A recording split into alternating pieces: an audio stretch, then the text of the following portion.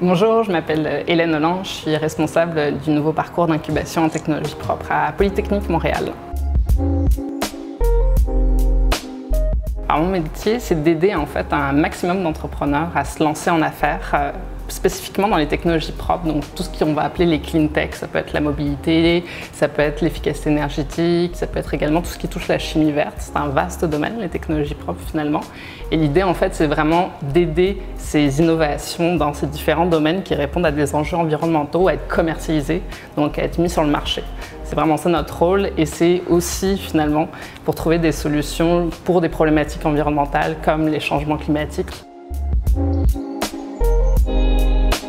J'ai étudié en fait dans différents domaines, à la fois en France, à Strasbourg, mais également à Montréal, donc au Québec, en gestion, en stratégie, en marketing, puis finalement tout ce qui touche plus la responsabilité sociale et l'impact. Puis de fil en aiguille, j'ai été dans plusieurs organisations, à la fois des multinationales comme Nespresso, également à plus petite échelle, ici au Québec, une coopérative financière comme Desjardins. Mais je me suis aussi beaucoup impliquée en fait dans le milieu communautaire avec la Jeune Chambre de commerce de Montréal pour justement intégrer toute la question des enjeux sociaux et environnementaux dans le milieu des affaires. Oui, régulièrement. En fait, je suis quelqu'un qui pense un petit peu en dehors des cases, ce qui est effectivement tout un défi puisque j'aime créer, j'aime améliorer continuellement les choses.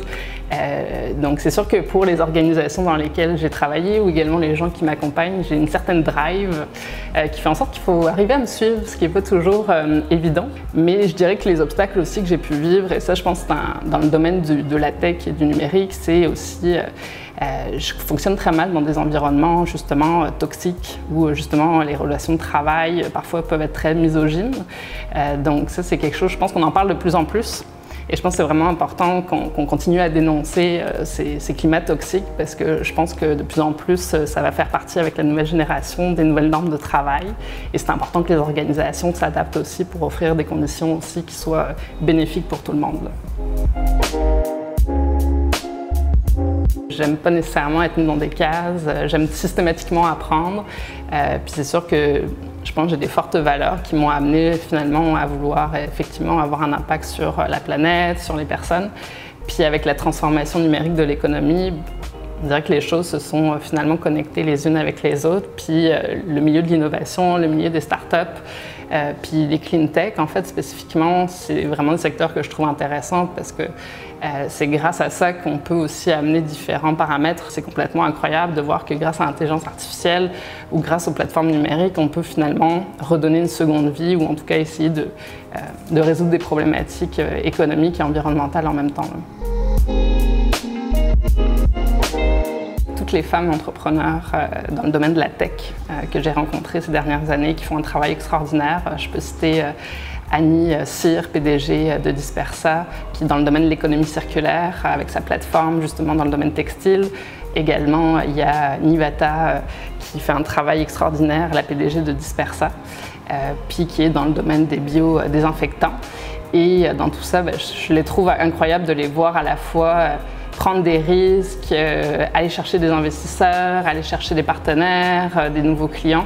Je les vois aller évoluer et je trouve qu'elles font un travail extraordinaire. Puis j'aimerais tellement qu'il y en ait plus d'autres femmes comme elles pour justement ouvrir la voie à l'entrepreneuriat tech auprès des femmes.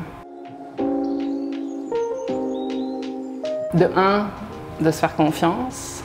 De 2, développer son réseau professionnel. De 3, apprendre à négocier. Puis, il y a quelques années, j'ai fait une vraiment très belle formation sur le leadership féminin qui est offerte à la fois au Québec et en France, qui s'appelle l'EFEA, que j'ai trouvé vraiment extraordinaire. Donc, définitivement, si j'avais à recommander une formation pour apprendre aux femmes à se développer, quel que soit leur secteur, définitivement, l'EFEA, ça a fait une grosse différence en tout cas pour moi.